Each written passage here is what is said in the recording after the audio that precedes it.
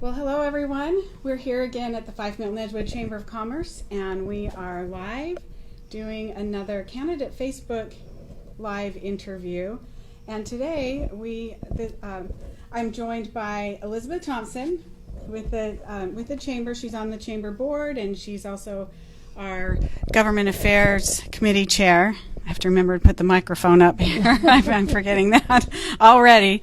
And then today we have the pleasure of interviewing Colleen Wise, who's running for City Council in the city of Edgewood. And welcome, Colleen. Thank you. Colleen is actually on the council right now. So, Colleen, why don't you tell us a little bit about yourself and why you're running and maybe some of your background, and tell us whatever you want to know about you. Okay, I was born here in Tacoma and moved to Edgewood when I was 2. So I've been here quite a long time. Took a couple hiatus to other locations and came back to Edgewood. Always loved the city and the area. Actually had a house built and lived in my own home for 28 years before circumstances changed and my mother needed somebody to move in with hers after my father died. I have a 49-year-old son. He has a gorgeous wife and 2 wonderful grandchildren, of course. They're 13 and 11. So I really love my family. I have a twin sister. So every once in a while we have friends that, especially people in the neighborhood, that she's out shopping and they see her and they say hi. She smiles and says hi back, but every once in a while they kind of wonder why she didn't ask any more questions. So if you ever see my twin sister out there, just say hi. So she must live close by? Actually, she lives in Kennewick, but she visits 2 or 3 times a year. Oh, okay. For 10 days or so. So that's when we have the little mix-up. We just had one this last couple of weeks when she was up here, and somebody says, "You didn't talk to me." And I have a younger brother and sister, and then that's where I'm at in Edgewood. I've been here a long time, so I love the city and I love this place. So, Colleen, you have a lot of experience with the city of Edgewood. I'm wondering, what do you perceive are the strengths of the city as it is today? Well, I believe it's location mostly, because people just love Edgewood. They come up, they see Edgewood, they want to be there, they want to live there. Unfortunately, we are a pass-through community on the major highway, but for the advantages, we have plenty of areas to move around in. We've got opportunities galore that are coming up that I expect to see changes happening. Kind of excited about where we're at. I was on the council 2001 through 2005, and almost 15 years later and 23 years after the city was formed, we're seeing some initiatives that we started back then start to happen now. So those are the kind of things that I see as advantages to the city and opportunities. I'm just curious, you about what you just mentioned. What are some of the reasons for the delay in starting some of those initiatives that you started so long ago? And what are some of those initiatives? Well, one of them was like the parallel road system. That was started on my council, and it's taken time, because what happens is you put initiative in, but people own the land. So until the land is sold or developed or something's done to it, you can't go to the next step, which is putting the parallel road in. And sometimes it's inch by inch, because one property owner on one stretch of land, let's take, say, from 32nd to 24th, and you want a parallel road in between the 2 facilities, so any commercial that is built in the front is accessible by the people from this and citizens from Edgewood without having to drive on Meridian. They can come across and drive into the parallel road. So until those properties are developed, you can't connect that parallel road. So there's the development delay in some of the properties, and of course there's been a long delay because we didn't have sewers for a very, very long time, and there's a lot of things that couldn't come to Edgewood because of the lack of sewers. Now that we have sewers, obviously we're seeing the building and the density that some people either like or don't like. Thank you. Sorry for going off topic there. No, that's very interesting. And talking a little bit about some of the developments, including the implementation of the septic systems going in and the current development that's been seen in the city, what do you think are some of the opportunities that are available in the city at this point that the city council can help with in terms of taking advantage of? Well, I think a lot of people don't realize how many businesses we do have in Edgewood and how many opportunities there currently are. So I want people to realize that when you're traveling through Edgewood, to look left and right to see what those other opportunities are.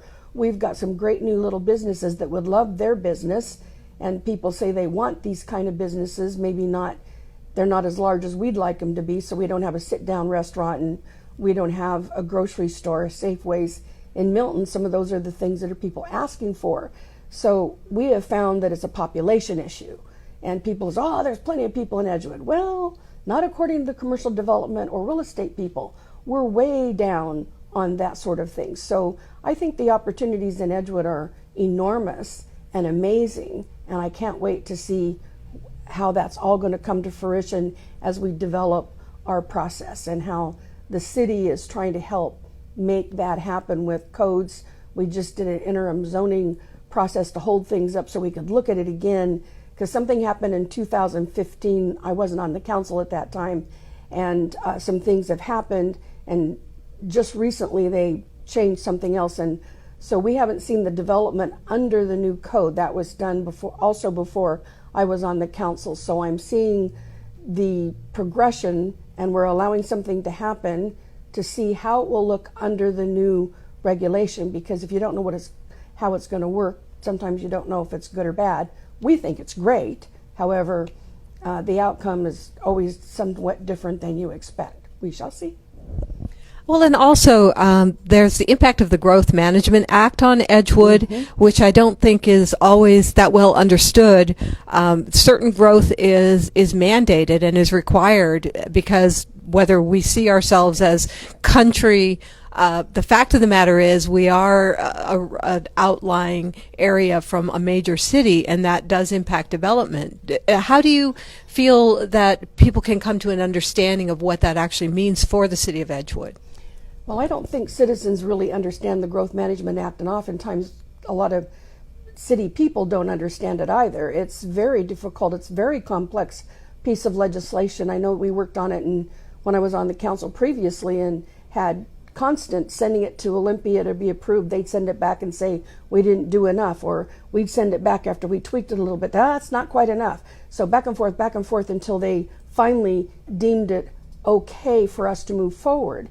So it's a real serious process of how the government, like Washington State, says you, the city, have to do this, this, and this, and you have to meet projections of, population. And if you don't meet those, then the worst possible scenario would you don't meet the regulations that they deem appropriate. They can take your city away from you, and they will regulate the city the way they believe the Growth Management Act requires them to do. So the biggest fear is, and the biggest ditch is not falling into that situation, is to continually work with our citizens. We've had town hall meetings. We're having more town hall meetings to talk about densities, transportation, and safety issues and things like that.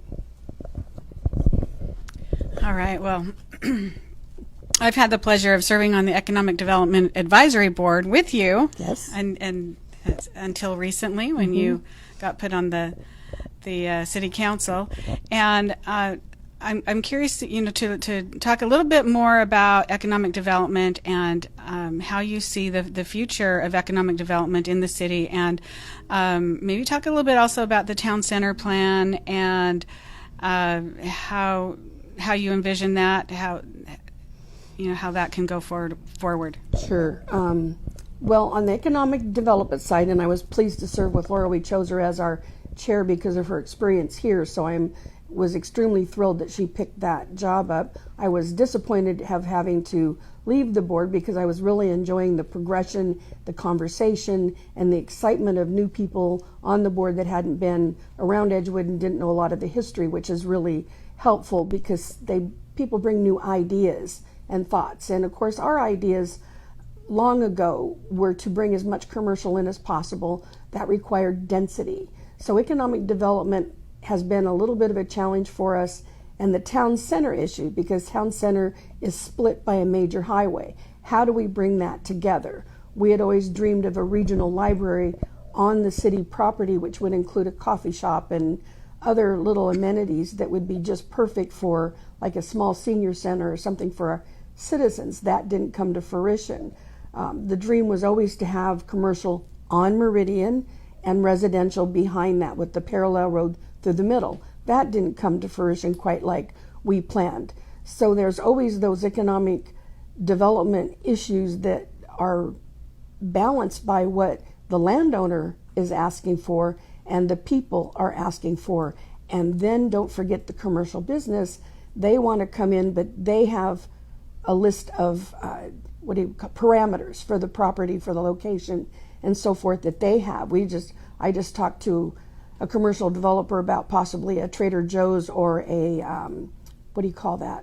Metro grocery or something like that, and they said we don't have enough people, and it's not enough people in a certain circle, so they draw circles around you by mileage, and you have to have so many people in that circle before they'll even look at the city. So there's a lot of things that we have to overcome to get to that economic development, but I see that progress step by step. As slow as it may seem to some people, it is coming. Yeah, I agree. I just have to echo what you said on that. The city has done a really great job, I think, the last few years of gathering information, and they've had some reporting done, some consulting work done by a company called Buxton, Correct. Who has given some very detailed reports of what the city is missing as far as economic development goes, and gives them some opportunities. So I think it's been a good guiding Correct. guiding information that they give. So anyway, thank you for that. Elizabeth? Sorry. Speaking of economic development in the city, one of the things that people focus on becomes very apparent. Maybe unfortunately, it's one of the things that people focus on is the traffic that's coming through the city now, which is notably more voluminous than once upon a time. And so we're always happy to see more commercial development and economic development, but on the other hand, we're not so happy to see the traffic that inevitably will follow with that. What do you think can be done about traffic, if anything, and how do you see that playing into the development in the city itself? Well, I did recently, thank you for asking that question. All these questions are excellent questions. This one is especially appropriate at this point. We do plan on having a town hall meeting on transportation in September. I'm sorry I don't have the exact date. We're having a budget meeting September 17th, and I believe it's the next Tuesday after that is the transportation, but check the website at Edgewood City for that date information. One of the things we have done the study on is what is the load-bearing ability of the roads in Edgewood. In Edgewood, we currently have enough roads. Our roads are situated well enough to handle the load of our current building and the projects that are out there, and then some. So we're not seeing us at capacity in the city of Edgewood. But as everybody knows, when you're trying to leave Edgewood, now we're talking about a completely different situation. So when you have that happen, you're going, oh, now I need to talk to my neighbors. I need to talk to Fife, Milton, Sumner, Puyallup, and so forth to figure out, is there other ways to help our citizens move appropriately within and out the city? Because if you're stuck in the city and there's not services in the city, that's not helpful. So those are one of the things we're also looking at, is the egress, ingress of transportation to us and out from us, because we want to be able to have that pass-through ability. And also, if the traffic, if citizens can't get in or out and they're trapped, then that means any business, economic business that comes to our facility would have the same problem. So we have some things to work on to solve those problems, and I think we're going to use citizen input, and we're also going to be chatting with our neighbors. And lately, I think people have had to have a little bit of patience with the introduction of large trucks that are involved in construction on Meridian from some of the new developments that are going on there.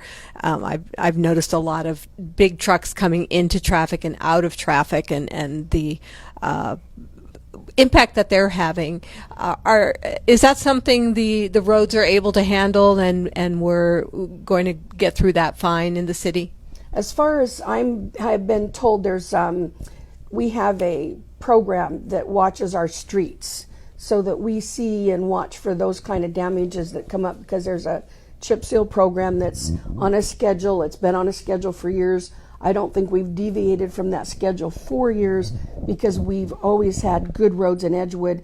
Yes, some of the big trucks could cause problems, but we also know with the traffic impact fees that are paid that some of that is mitigated. It doesn't go into that particular fund, but it does help us mitigate traffic issues. So I'm not real upset about it, but if we do see the roads start to degrade as a result of that, then of course we as the council are going to step up and ask the question, how do we fix it, and what do we have to do to not have that happen?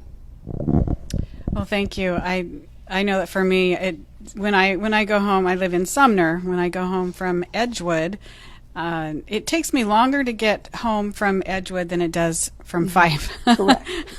Because I can go the back roads here, but Edgewood, if I go down Meridian, just getting from the top of Meridian down to 167, sometimes will take 30 minutes. Correct. So anyway, it's definitely a big issue, and if I'm seeing that issue, I know many people are, and thank you for having that on your radar and trying to help with it. Well, we have had 2 previous transportation meetings, one with the business owners that are currently in Edgewood, and one with the landowners that have property that they eventually might sell on Meridian. So we have had some discussions with landowners and business owners about the situation of getting on and off Meridian from their locations. That's where the parallel road program would be a really big help to some of those smaller businesses, and we want to promote that as much as possible. Yeah, thank you. Well, to shift gears just a little bit, And again, I would like to talk a little bit about housing. Housing is becoming an increasingly big issue in the region, in the state, and it's just everywhere pretty much.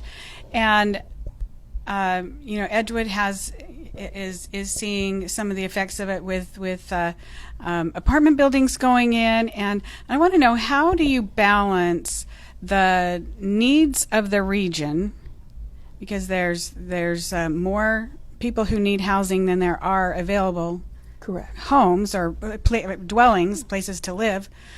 So how do you balance that with the needs of the region and the wants of the community and the residents who don't want to see the change?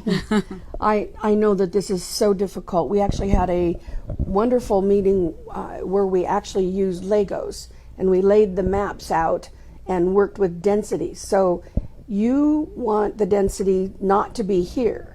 So we have to have this many new people by this date per the Growth Management Act. So where would you put them? So the exercise was to put them someplace else besides where they were. And then they realized, if we do 6 units per acre off of the hill at 122nd, let's say, for those that you don't know where that's at, that's off the ridge, and then we take the density off Meridian, then Meridian stays a little more open and pretty like that, but the density in the back is going to look like Fife Heights or the Kelly Pit area that's been built up on the west side. So you have this kind of balancing act. Where do you really want it to be? And so people then saw how it would look, and they were a little astonished, I think, in some respects, and more conciliatory to the efforts we're trying to make to follow the plan from 23 years ago to keep as much density on Meridian as possible and in that core area, instead of being, as I call it, the hinterlands. We were once told we were urban. We're not really rural, and we're really not urban. So those gave us a urban character. So we wanted to maintain that as much as possible. We do know that families have held land for years and they're ready to sell and develop, or people are ready to develop it, and we're going to see those kind of changes coming up. And so I think it's a constant balancing act And also communication. We find that the communication, both for transportation, housing, and so forth, is always a conversation. And if you don't have those conversations, and that's why we're working so hard to have the town hall meetings so that we get the interaction of the citizens outside of the diocese of a council meeting, but we can stand on the other side and actually have a conversation. And you were talking about how some people have land in Edgewood and perhaps they've been holding on to it for a while and they're ready to develop. So then there's always the potential for these tract neighborhoods, suburban tract housing type neighborhoods to go in place where you increase the density and you do provide housing, but perhaps lose a little bit of the individual character of properties and houses that we're used to in Edgewood. How do you feel about that, and what's the balance that the council can strive to achieve with regard to those dichotomies there? Again, it's a conversation. People were real upset about having something scraped off and it's a bare hill. But then after you saw it developed, oh, it's got trees, it's got streets, it's got sidewalks, it's a walkable area. One particular one that's not built out yet, but it's in a neighborhood. And so I asked some of the neighbors, what did you think of it? Oh, it's wonderful. They came and talked to us. Oh, they talked to you about what they were doing, what it was going to look like. Those things are, again, a conversation that I see not happening enough. Although when we do talk to people and we know that, oh, this particular project, it's 2 units per acre and it's a huge facility. It's huge. But I think once it's built out, they will find how much better it's going to look, and that it will incorporate the gift that Edgewood has of having trees and open spaces. And I think it's going to look, some of these projects are going to look okay. Some of them might not to people. However, again, I'm back to the conversation. If you're talking to people and asking questions and getting the answers and finding out why something's happening a certain way, I think that will help us all. And with regard to new housing, how much input does the council have in terms of what the developer wants to do? Do you have a dialogue with them? Are there certain requirements that the council or the city can place on them, or do you have to allow for development as the developer perhaps sees it? Well, it's kind of a balancing act with that, because the council determined the rules of how something's going to come in. So before I was on council, each council, and even when I was on council, we decided the regs. How high was the building going to be? How far away from the boundary line was it going to be? What was the setbacks? How many parking places could you have? It was an enormous project to come up with these regulations. Each council over the years has tweaked the regulations a little bit, and so the developer or person that wants to develop property comes into the city and talks to our staff about what those rules are. And when they understand what the rules are, then they can say, well, could we change this much? Well, then that's a whole conversation, just like we've recently had. We're going to have a consultant come in and help us out, make some decisions, and give us some suggestions about something we think we want to change. So what does that look like? Okay, and changing gears again a little bit. This is a political race, and there are people making decisions out there, and there are opponents as well. Correct. So I am wondering if you could ask a question of your opponents. What would that be at this point? What would you like to know? Well, I would like to know your commitment to the city. What is your commitment to working with the citizens, talking to the businesses and the residents? What is your commitment? Because without that commitment and conversation with the citizens and being a part of what we're doing, I don't know that you can be as effective as some would like you to be, or we would like to be. Good question. All right. Well, that we're getting close to the end now. You did good. So, in closing, is there anything that we missed that you'd like to touch on and talk about it all, Yes. or any closing remarks? Well, basically, I'd like you to vote for me, of course. That would be the nice thing to do. Anything that we've missed, I think we've covered an awful lot. I know that there's some code enforcement issues out there that people are concerned about. I know that there are trees people are worried about. that may fall on other people's property, any kind of a complaint anybody has, they need to go to the city and make sure that that's filed with the city. Because we, the city council, if we don't know there's problems or there's concerns, because we check those code enforcement issues and try to, are we doing the right thing for our people? So that's really my concern, is making sure that we are responsive to some of the concerns our citizens, or to all the concerns our citizens have. Some we can solve and some we can't. Colleen, it's been a personal pleasure for me to meet with you today and be able to discuss your candidacy. And I can see the how you feel about the city and how strongly you feel, especially as somebody who's grown up there essentially and come to love it over all the years. And we appreciate your public service and coming and meeting with us and chatting with us. Thank you so much. Well, I just want to let you know that if you want to know more information, I do have a website. It's Wise for Edgewood CC, that would be for City Council, at .com. Did I do that right? I think so. And again, thank you for coming today. And I want to talk to all of you out there and just make sure that everyone knows that voting day is November 5th. And please share this video. It's great that we have this video that is so easily shareable, and I encourage each of you to watch it and to share it, especially with the residents that are in the city of Edgewood. It's important that we make informed decisions, and this is a great way that we can do it. We've gotten to know Colleen today, and we'll get to know other candidates. I see that Jim Gillespie is watching, and Jim is running for City Council in the city of Milton, so we'll be talking to Jim later on as well. So we're doing some fun things here, and hope that you will tune in next time, and hope you have a great day. Bye, everyone. And just touch the finish button there.